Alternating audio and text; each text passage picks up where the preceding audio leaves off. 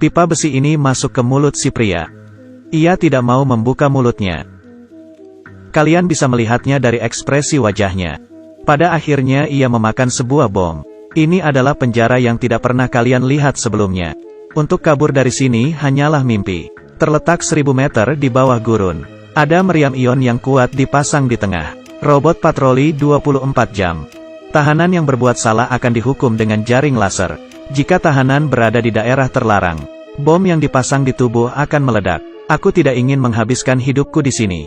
Orang bernama John baru tiba. Karena masalah di tempatnya. Aturannya hanya boleh hamil sekali. Anak pertamanya tewas. Dan anak keduanya lahir di luar rencana. Ia membawa istrinya untuk kabur. Sayangnya saat inspeksi perbatasan ia ditangkap. Ia ditahan karena melindungi istrinya. Untungnya Karen dapat kabur. Para tahanan mengikuti perintah robot. Ia memasuki sel bersama tahanan baru. 3 orang di kamar yang kecil.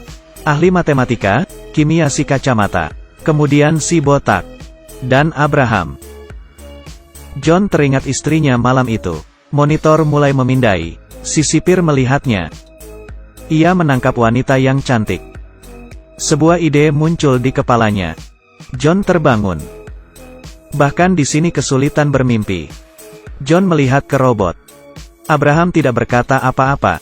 Keesokan harinya terjadi lagi ketika hukuman kerja. Pria dengan tato 187 menentang Robert. John bertengkar dengan 187. Ia beradu dengan John. Kekerasan juga tidak diperbolehkan di sini. Mereka bertiga dihukum dengan penjara laser. Ketika mereka mengaku siapa yang memulai, Robert kelelahan. Kemudian untuk menyelamatkan John ia mengakui perbuatannya.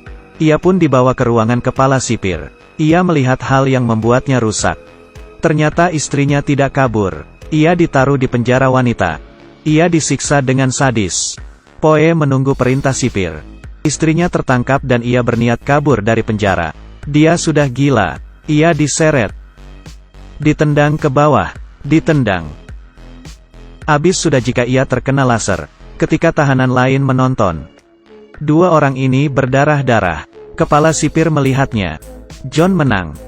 Kepala sipir ingin dia membunuh 187.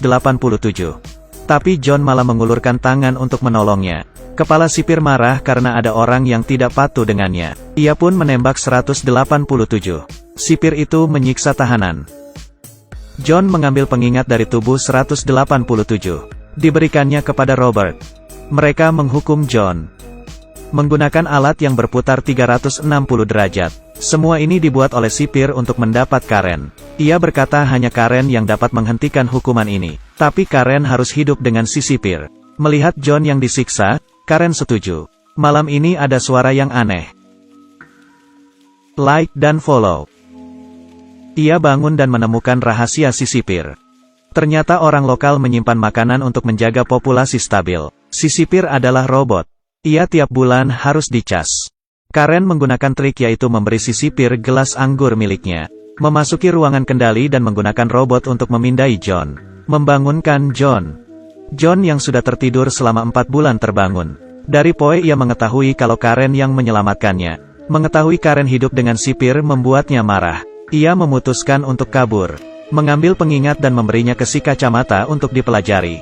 Kacamata dipenjara karena merampok bank. Karena bomnya terlalu kuat semuanya hancur. Poe memberikan pesan ke Karen. Karen mencuri kristal peta penjara. Menggunakan laser untuk menciptakan proyeksi. Akan diberikan Poe apabila berhasil.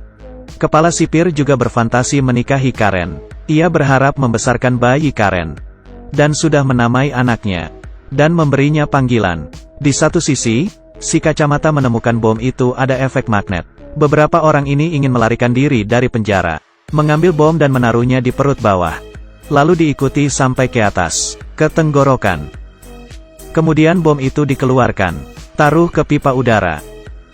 Menonjok tahanan lain. Si botak mengambil batangan besi. Dan mulai memukul. Menyebabkan kerusuhan di penjara. Sistem AI meledakkan bom. Membuat suara yang besar dan kebakaran. Mereka berempat lari ke pipa. Si sipir mengaktifkan sensor. Sisanya terjatuh ke tanah. Beberapa orang berlari dalam pipa. Tiba-tiba ada uap panas di depan. Merebus orang sampai mati. Mereka lari ke tempat mereka masuk. Si botak menyerah.